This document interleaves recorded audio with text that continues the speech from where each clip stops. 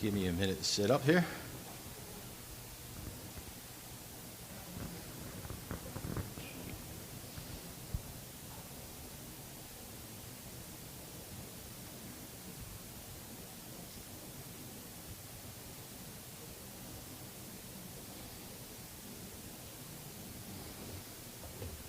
Bingo.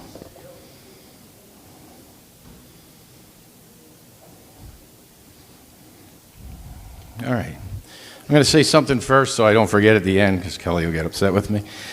On Friday, April 25th, local chapter of the John Birch Society will be holding a presentation on getting us out of the UN.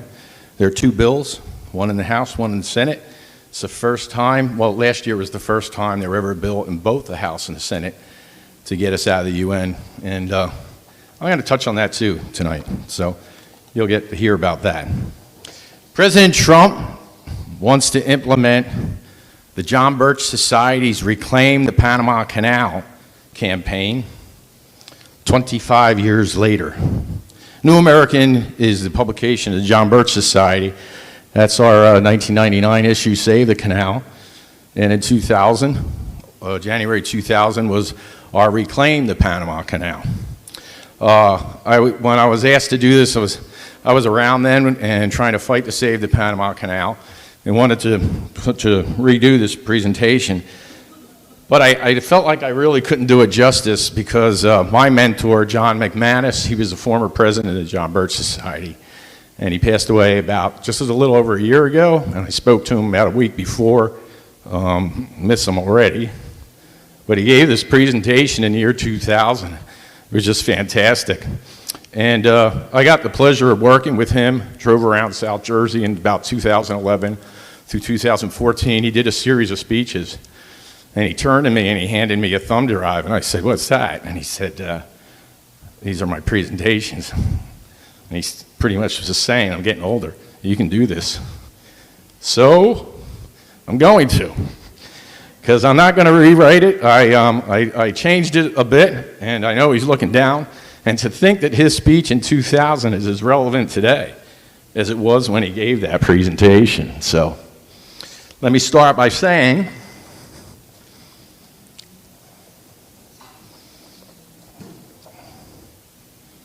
many of you seen me before. I usually go off the cuff. So I'm not used to this. So the sum taken to Panama Canal kind of sounds like the actions of an aggressive country. But you know that you need to know the history of the Panama Canal. The United States has every reason to reclaim it. Giving it away wasn't just a mistake, it was part of a masterful plan to bring in the New World Order. The U.S. Canal and the Canal Zone was officially handed over to the Panamanian government on December 31st, 1999. The canal was paid for by the people of the United States. It was built by American engineering geniuses, and it was constructed only after medical experts conquered diseases that had ravaged the area. The canal was justifiably been labeled one of the greatest accomplishments of mankind. Some of our leaders at the time thought handing over the canal was a fine idea, and some felt that the giveaway was a monumental mistake or just stupidity at the highest level of our government. But there are others who see a much darker aspect of this betrayal of American interest. And for many decades, there's been a powerful movement to cancel the sovereignty of all nations and bring us all into a world government established by the United Nations as an all-powerful world government. You must know that to understand the giveaway of the Panama Canal. In 1992, then Secretary General of the United Nations, Boutros Ghali, stated, quote, "The time for absolute and exclusive sovereignty has passed." Its theory was never matched by reality. Then in January of 2000, his successor, Kofi Annan, said state sovereignty in its most basic sense is being redefined by the forces of globalization and international cooperation, end quote. It ought to be obvious to anyone that national sovereignty is their target, and a world ruled by the UN is their goal. Today I'm here to speak about the canal and some of the history that must be considered.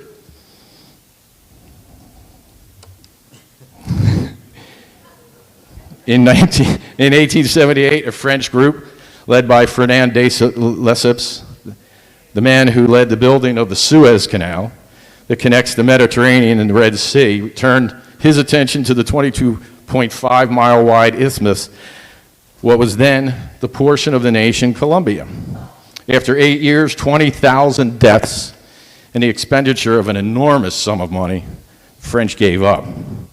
Still, the obvious advantage of having a waterway connecting the Atlantic and the Pacific Oceans at the midpoint between the two American continents spurred our own government to investigate the possibility of taking over the project. And in 1902, Congress passed the Spooner Act, authorizing the president to acquire a zone for constructing a canal. One of the first fruits of the act saw that the U.S. purchased everything the French had left behind for $40 million. In 1903, there was no nation known as Panama. The area in question was being a province of the nation of Colombia. Secretary of State John Hay and his counterpart in Colombia crafted the Hay-Huron Treaty. It called for a 6-mile wide zone under the joint U.S.-Colombian sovereignty payment of $10 million to Colombia and an actual future payment of $250,000 to that nation. The treaty was ratified by the U.S. Senate, but it was rejected by the Colombian government, so the Hay-Huron Treaty died. And when it did, the people living in the District of Panama of Colombia, they revolted. They wanted the canal. They knew that it would bring economic boom to their area. Before the year 1903 ended, Secretary of State Hay negotiated a new treaty with the Republic of Panama's representative, Philippe Jean Bonnet Varela. It stated in part, quote, "The Republic of Panama grants to the United States in perpetuity the use, occupation, and control of the width of 10 miles across the Isthmus of Panama." The Hay-Varela Treaty was ratified by both nations before the end of 1903. As part of this treaty, the United States paid Panama $10 million and agreed to an annual payment of $250,000, a figure that has steadily risen into the millions. And then we paid Colombia $25 million. As I mentioned before, the French company received $40 million. We also paid all the private property owners within the canal zone for their holdings. The U.S. actually paid for the land 4 times. The entire monetary cost before the first American worker even arrived on the scene was $163 million. It's a huge sum of money in those days. By the time the canal was completed, the U.S. had spent over $6 billion, more than the cost of acquiring Florida, Alaska, the Louisiana Purchase, and a lot of other territories. It took the next 11 years until 1914 to complete the canal.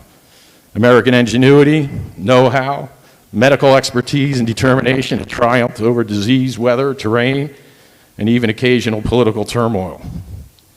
A ship's journey between the Atlantic and the Pacific had been shortened by 30 days and 8,000 miles. The boost to the commerce greatly benefited the United States, but it also benefited every other nations in the world. More than 13,000 commercial vessels use the waterway every year. As for the canal's military significance to our nation, there's no question about its value. Early challenges to U.S. territorial rights to the zone led the Supreme Court in 1907, after examining all related documents, to rule as follows, quote, "It is hypocritical to contend that the title to the United States is imperfect and that the territory described does not belong to this nation." The canal zone was as much U.S. property as Hawaii, Alaska, Puerto Rico, and numerous other possessions. And U.S. rights to the property had been ceded in perpetuity. But the canal's value as one of the world's most strategic waterways has never escaped the attention of America's enemies. Those who would have the U.S. to become merely one province in a tyrannical world government have worked for many years to weaken our country and to make possible, even reasonable, the merger of our nation with the rest of mankind under supernatural authority. Taking the Panama Canal away from the United States was an early goal of the one-worlders. In other words, I'm saying the loss of U.S. ownership and control of this hugely important asset did not happen because of some mistake, some blunder, stupidity, or loss of common sense. It was always part of a sinister plan, and that plan has been worked on for almost the life of the canal itself. In 1939, for instance, the Roosevelt administration pressured the Senate to ratify another treaty, and it gave Panama an entirely new status relative to the canal zone. Provisions of the 1903 treaty allowed the U.S. to acquire land and build military bases outside the 10-mile canal zone, and those provisions were canceled. Another provision in 1903 pact whereby the U.S. guaranteed the independence of the Republic of Panama was terminated. Also canceled was U.S. power to maintain public order in the nation of Panama if its own government couldn't do so. The 1939 treaty had been signed by diplomats from both nations in 1936, but it took 3 years for resistance to it in the Senate to be broken down to the point where it was ratified by that body. I'll make sure I caught up my slides.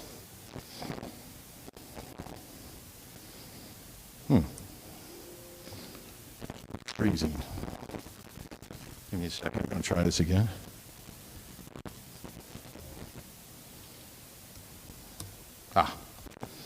By then, 1939, the World Government Promoting Council on Foreign Relations had moved into the State Department and begun its domination of the foreign policy of our own nation's government.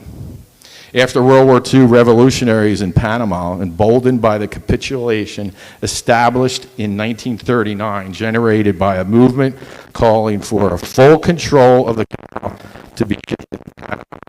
Remember, the Council on Foreign Relations was started by Edward Mandell House. He was part of Woodrow Wilson's administration.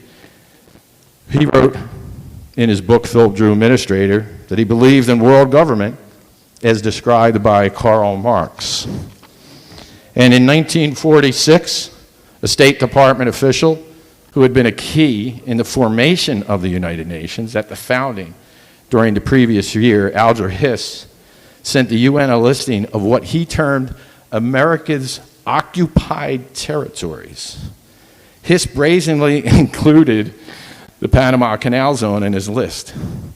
Hiss had not even consulted with or advised Spiel Braden, our nation's Assistant Secretary of State for Latin American Affairs, who supposedly was our nation's top diplomat, to all matters related to Latin America. The outrageous inclusion of the Panama Canal by Hiss in his listing of occupied territories was immediately supported by Acting Secretary of State at the time, Gene Acheson. Spiel Braden, a veteran of many years of diplomatic service throughout Latin America, found himself confronted with two sellout artists, one above him, the other below. It was worth considering what became the three men that I mentioned. Hiss, Acheson, and Braden. Hiss was eventually exposed as a communist and went to prison for lying about it. President Truman soon promoted Acheson to Secretary of State. And after Hiss was fully exposed as a communist agent, this Secretary of State boldly stated, quote, "I'll never turn my back on Alger Hiss," and he never did. Here was our nation's top foreign service official supporting a convicted communist, and both of them considered the Panama Canal to be occupied territory, not outright possession. A key to understanding what Hiss and Acheson were up to is they were both members of the little-known organization called the Council on Foreign Relations.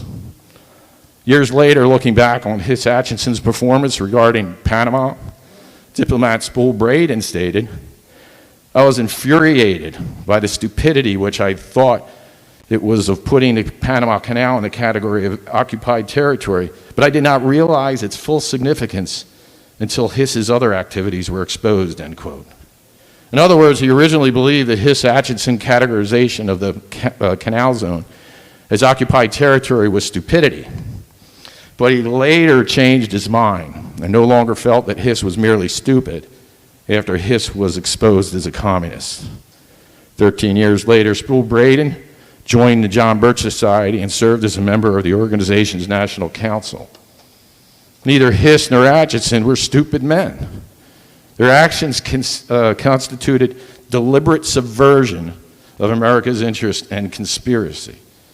The next significant move against the U.S. in the canal occurred when President Eisenhower gave in to demands of the communist agitators in Panama and ordered the flying of the Panamanian flag alongside the U.S. flag in the zone. Eisenhower thumbed his nose at a House vote of 382 to 12 against the very concession, and the House members let him get away with it. President Kennedy then expanded the practice by ordering the flag of the Panamanian flag at every location where the U.S. flag was also flying. Also, this stimulated the agitation in Panama against U.S. rights. Rioting in Panama during the Johnson administration led Secretary of Army Cyrus Vance to go to Panama and placate further the anti-Americans with more concessions that watered down U.S. rights and further emboldened the leftists. Henry Kissinger, the most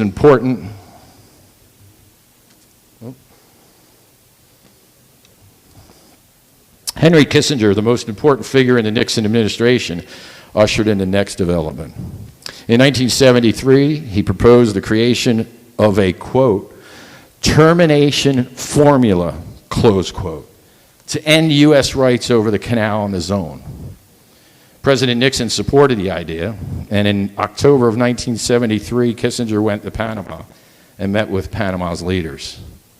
Before too long, Kissinger had stimulated a completely false contention in the minds of many, especially those in Panama, that the canal zone belonged to Panama. And yet the evidence was overwhelming that Panama was led by a group of communists and communist sympathizers. Kissinger again flew to Panama for a meeting with Panama communist dictator Omar Torrijos. The Kissinger-Torrijos meeting in 1974 produced a signing of a Principles of Agreement. It contained a U.S. pledge to turn the canal over to Panama. Torrijos had seized power in Panama in 1968, only 11 days after the legally elected government had taken office. He then established a repressive dictatorship, allied himself with Fidel Castro. Hold on, I'm on the wrong slide. So then he established a repressive dictatorship, allied himself with Fidel Castro, initiated friendly relationships with the Soviet Union, and outlawed all opposition. The nation of Panama was in the grip of a communist tyranny whose leaders included several individuals, including Torrijos' own brother, who were known by U.S. anti-drug officials to be shipping heroin into our country. This is the government befriended by Henry Kissinger. At the time, Kissinger was working with Bunker, who was functioning as our nation's ambassador at large, and the two insisted that the new treaty was needed in order to avoid violence and guarantee world peace. But as for world peace, being guaranteed by giving away the Panama Canal, peace is never achieved by capitulation to threats. In August of 1974, Richard Nixon resigned from the presidency in the wake of the Watergate scandal, and Gerald Ford became president. In his very first meeting with the press after Nixon's resignation, Ford dwelled at length on the importance of our nation, of Henry Kissinger remaining as Secretary of State. The Kissinger betrayals didn't skip a beat. In December of 1975, Comrade Ellsworth Bunker delivered a major address in Los Angeles in which he claimed, and I quote, "Sovereignty is perhaps the main issue raised by opponents of a new treaty, but it is clear under the law we do not have sovereignty," close quote, and that is a bold-faced lie. According to the U.S. Constitution, both houses must approve the disposition of any U.S. territory, both houses.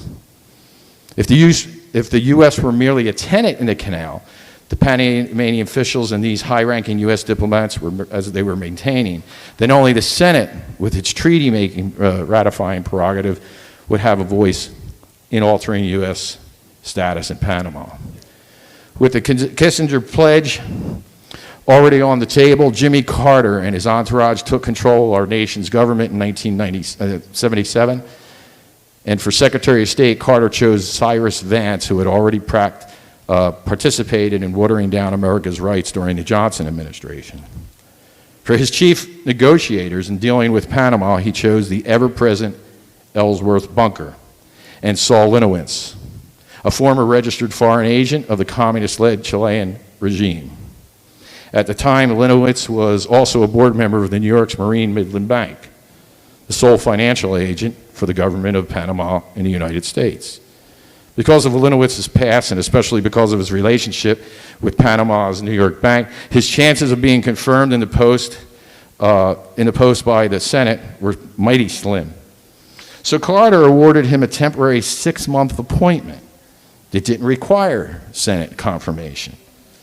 And this is not evidence of conspiracy, yet the Senate had allowed Carter to get away with this. And when the treaties were eventually signed, part of the agreement called for the delivery of $400 million to Panama, enough for Panama to settle its debt with Saul Linowitz's Marine Midland Bank. Just prior to Carter's election in 1976, Carter had stated during a campaign speech, quote, "I will never give up control of the Panama Canal," close quote. He also said, "I will never lie to you." So there you have two lies, one right after the other.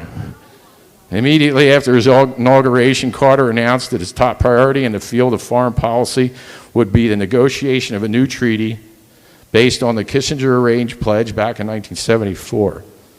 This was exactly the opposite of his campaign promise, and polls at the time showed American people were over 80% opposed to any surrender of the canal.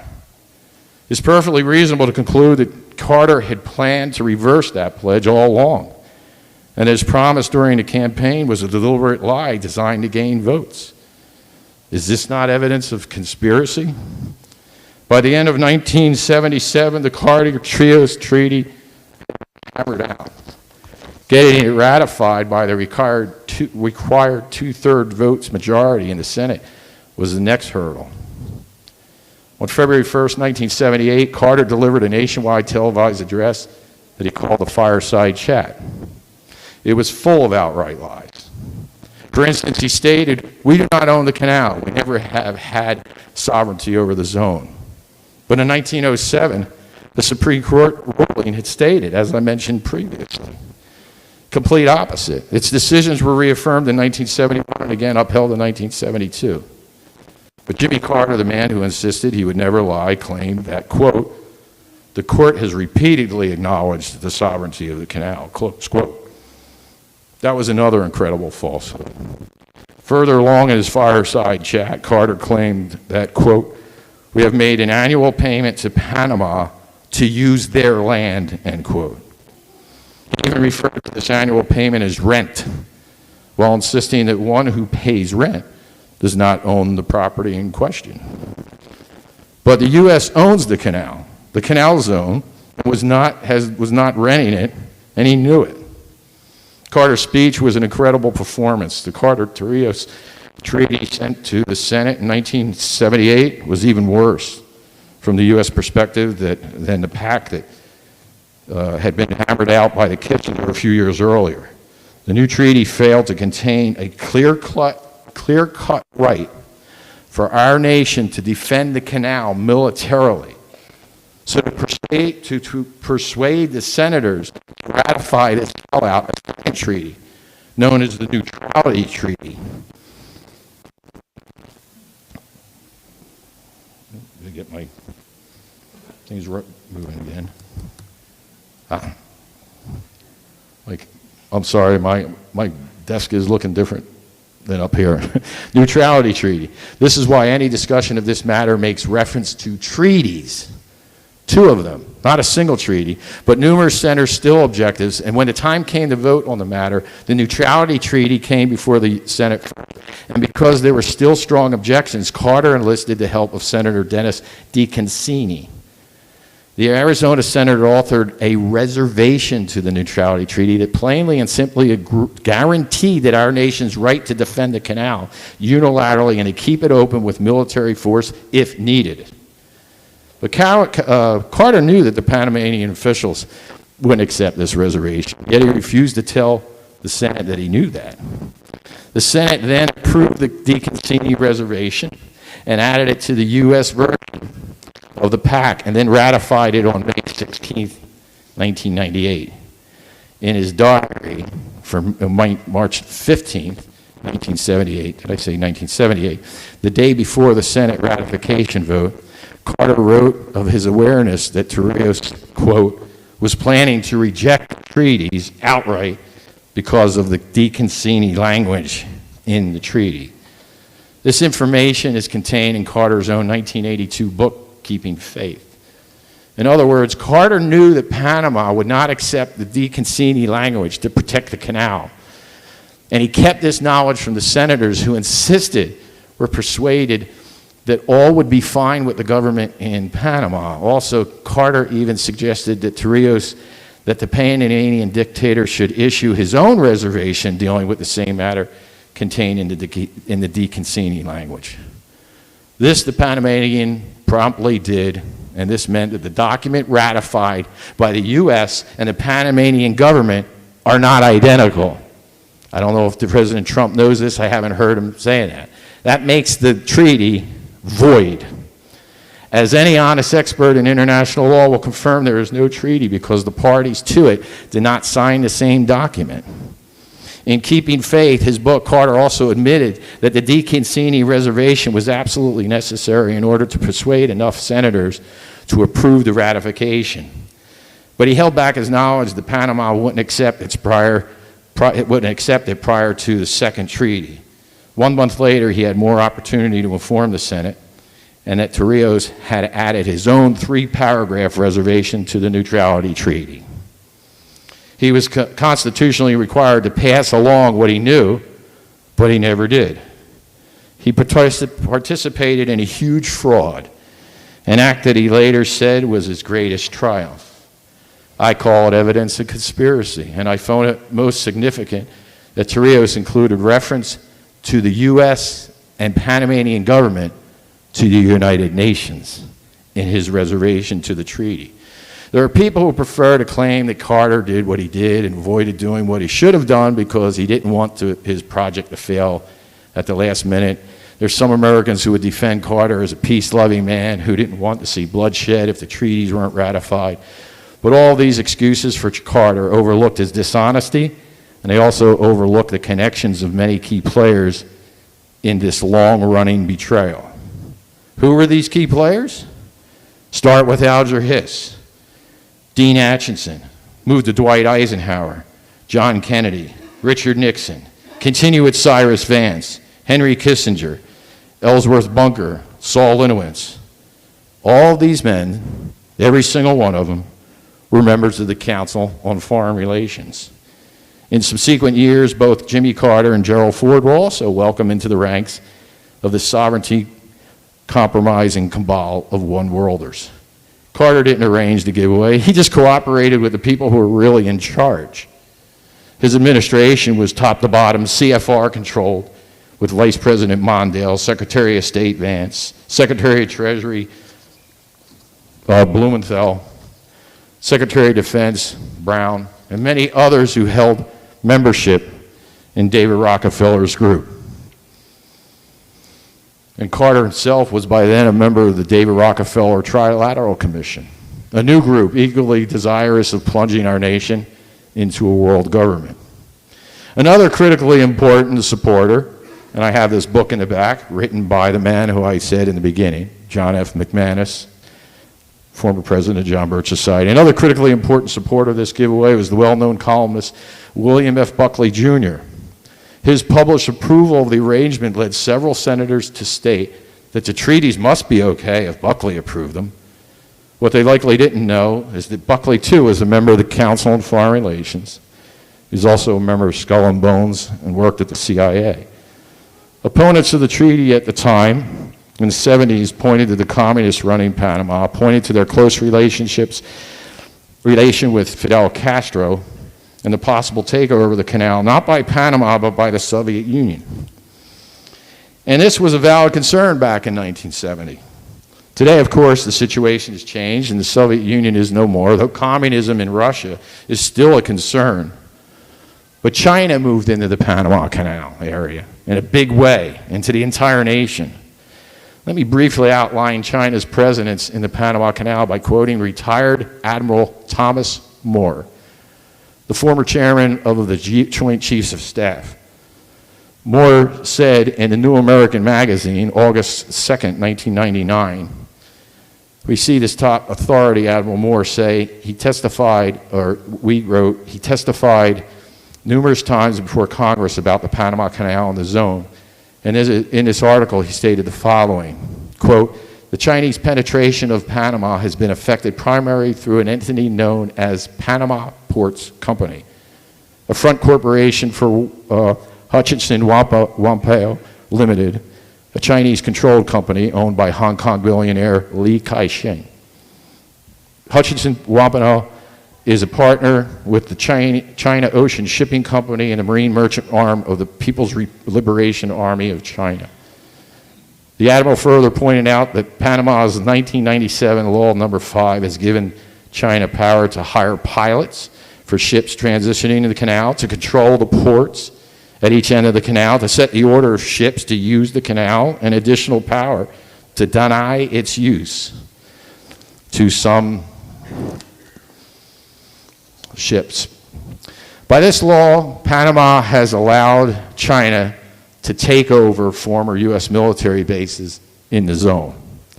Admiral Moore summed up his deep concern as follows, again in this article, quote, but my specific concern is that Beijing, operating through this company, has virtually achieved, without a single shot being fired, a stronghold on the Panama Canal, something which took our country so many years and tremendous efforts to accomplish.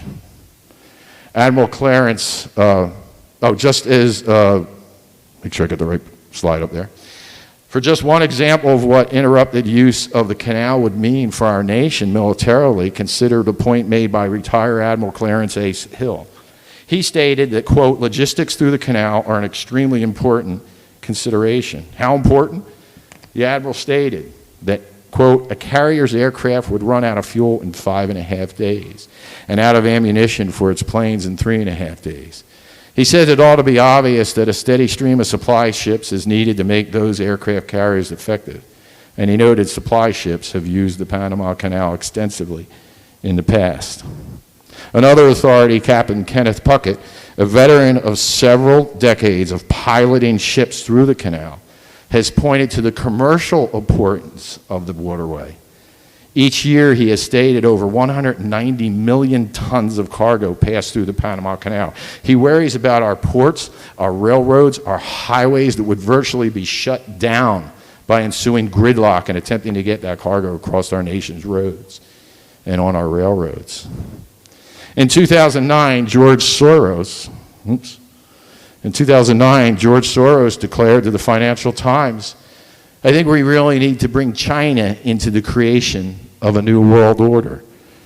China has military plans to conquer our nation, and the goal of those who conspire on a world level, and that includes numerous individuals from this nation, is simply and plainly a totalitarian world government. So whatever advances that goal is, what we should be looking at, even while we remain conscious of China's rapidly growing military. President Clinton was handing over top secret technology to the Chinese government while receiving funds for his re-election campaign. And as for the canal itself, President Clinton let the cat out of the bag in December of the year 1999 when he said, quote, the Chinese will be bending over backwards to make sure that they run it in a competent and fair and able manner. His aides quickly informed him that he had misspoken. They went and told the press the same thing, and he really didn't mean that the Chinese would be running the canal. Well, the Bush and Obama administrations did not stop the flow of immigrants. The Biden administration implemented the United Nations various programs like the International Organization of Migration, the United Nations High Commission for Refugees, the Global Forum on Migration and Development, Global Compact for Migration, and Global Compact on Refugees. These weren't Biden's immigration programs, they were United Nations programs, completely opening the border with reports of young, violent youth, including Chinese, coming through the Darien Gap in Panama. To the surprise of many, President Trump recently announced that the U.S. would reclaim the canal.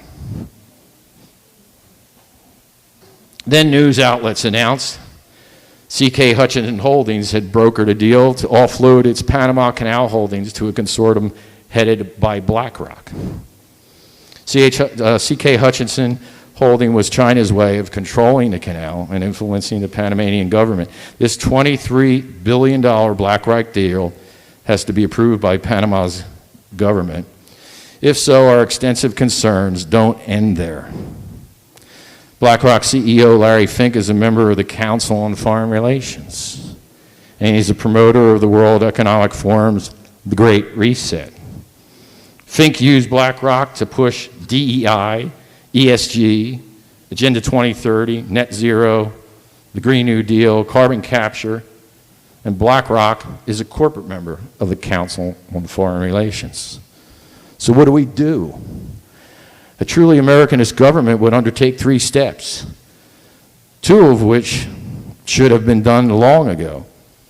These 2 are: first, withdraw diplomatic recognition from China and boost import taxes on all goods coming into this nation from its slave labor industries. I gotta laugh at that because John wrote that. That was 25 years ago, and President Trump is boosting import taxes. The next thing is to get us out of the United Nations. I told you there's 2 bills, HR 1498 and S6619. You need to call your congressman about that and your senator. The next step should be taken a long time ago, as I said, to withdraw us from the United Nations. It's time to let the world know that this nation is not going to be dragged, pushed, or led into the New World Order.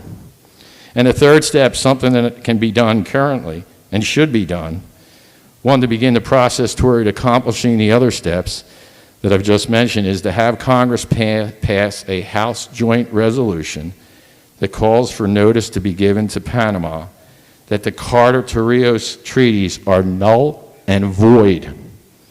I said there were 2 separate treaties.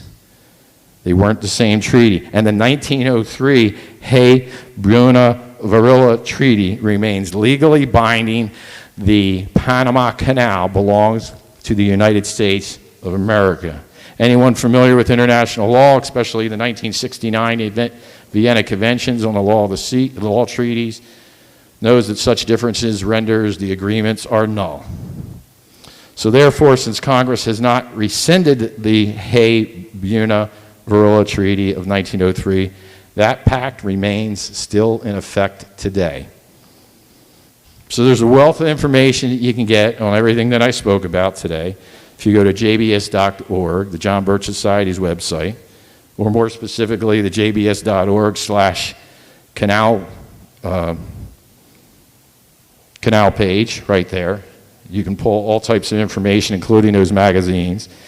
And let me specifically recommend that you help President Trump with the effort to obtain petition signatures, which you can sign back on our table, and get those petitions out to your congressmen and your senators to reclaim our Panama Canal. The canal must be reclaimed. The job can be done. It must be done. And everyone who hears this message should decide now to be part of getting it done. Thank you very much.